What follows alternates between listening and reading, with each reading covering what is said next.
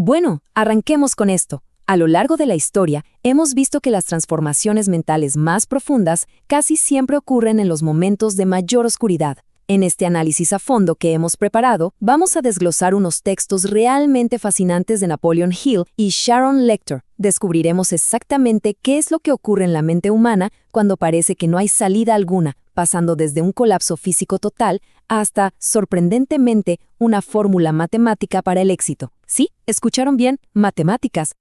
Para entender el peso real de esta idea de que nuestra única limitación es la que nosotros mismos nos ponemos, imaginemos por un segundo un colapso absoluto. Imaginen estar 2 días y 2 noches completas sin pegar el ojo, teniendo una lista interminable de magnates para contactar, empezando por el mismísimo Henry Ford, y estando en una persecución desesperada por conseguir $25,000 solo para recibir un no tras otro. Y justo ahí, en ese punto de vulnerabilidad total, literal, justo antes de conseguir un contrato que parecía un milagro, llega esta gran revelación. Esos muros gigantescos que creemos que nos detienen, la mayoría de las veces, son simples espejismos que nosotros mismos construimos en la cabeza. Número 1. El descubrimiento del otro yo. Ahora, resulta fascinante ver cómo los textos definen exactamente a esta nueva faceta. Se le cataloga de manera muy objetiva como el otro yo. ¿Y qué es exactamente? Bueno, es una parte oculta de nuestra identidad que despierta únicamente cuando el miedo desaparece por completo. Ojo, no estamos hablando de magia, para nada. Hablamos de una entidad que simplemente ignora nuestras limitaciones tradicionales y surge con una determinación absoluta justo cuando estamos frente a la peor desesperación. Es como un superpoder oculto. Y la aparición de este fenómeno no es para nada aleatoria. De hecho, sigue una secuencia súper específica. A ver, paso número 1. El cuerpo físico y la lógica tradicional tienen que colapsar por puro agotamiento. Paso número 2. Al quedarnos sin opciones lógicas, abandonamos totalmente el miedo. Ya no hay nada que perder, ¿verdad? Y finalmente, el paso 3. Emerge este famoso otro yo. Si revisamos la historia, fue exactamente esta versión intrépida y sin miedo la que le dictó a Napoleon Hill las instrucciones precisas para resolver todos sus problemas financieros inmediatos. ¡Increíble! Número 2. El fracaso como una bendición. Y esto ilustra algo brillantemente. A ver, esta mentalidad superior, este otro yo, claro que puede enfrentar bloqueos en el camino. Los planes pueden desmoronarse, por supuesto. A esto, los textos lo llaman fracaso temporal. Sin embargo, y aquí está la clave, esta mentalidad es totalmente inmune al fracaso permanente.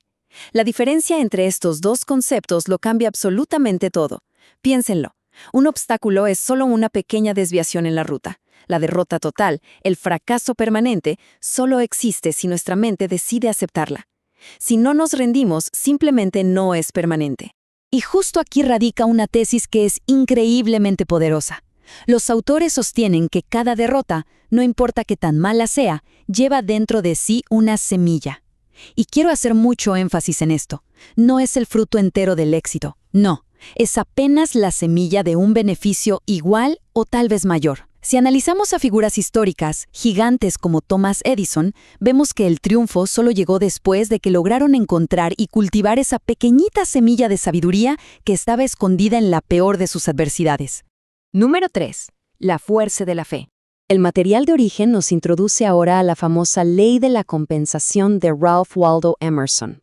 Y fíjense bien en este equilibrio filosófico que plantea. Por cada pérdida que sufrimos, ya sea de comodidad o de seguridad, inevitablemente se genera una ganancia compensatoria. Ganamos sabiduría y ganamos fuerza.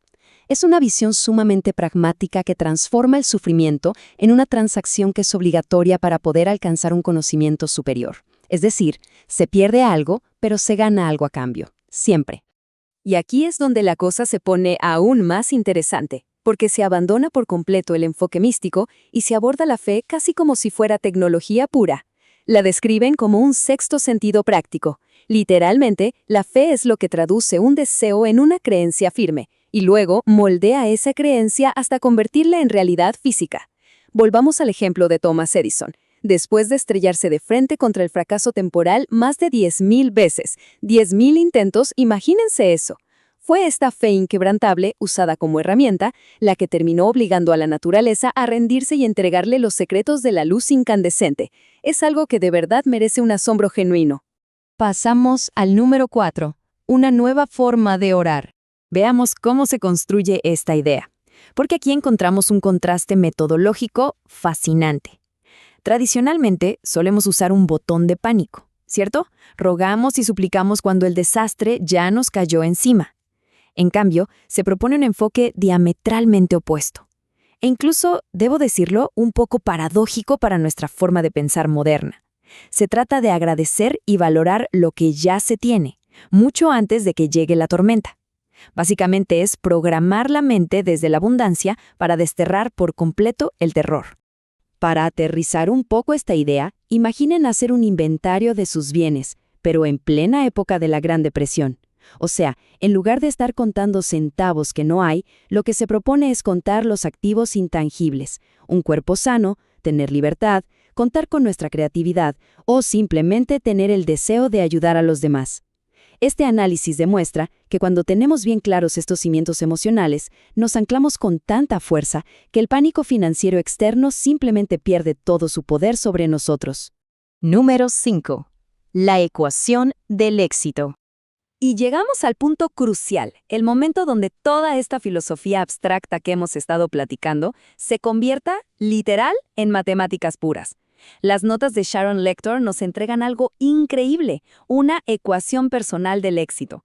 El argumento aquí es súper contundente. Lograr nuestras metas no es ningún tipo de accidente místico, al contrario, es algo que podemos estructurar y calcular ordenadamente paso a paso. A ver, desglosamos estas variables juntos. Primero, se suma la pasión con el talento. Excelente, es un gran inicio, pero no basta. Esa base tiene que multiplicarse por la asociación, es decir, asegurarnos de tener el entorno y los vínculos correctos con otras personas. Y luego, el resultado de eso debe multiplicarse nuevamente por la acción pura.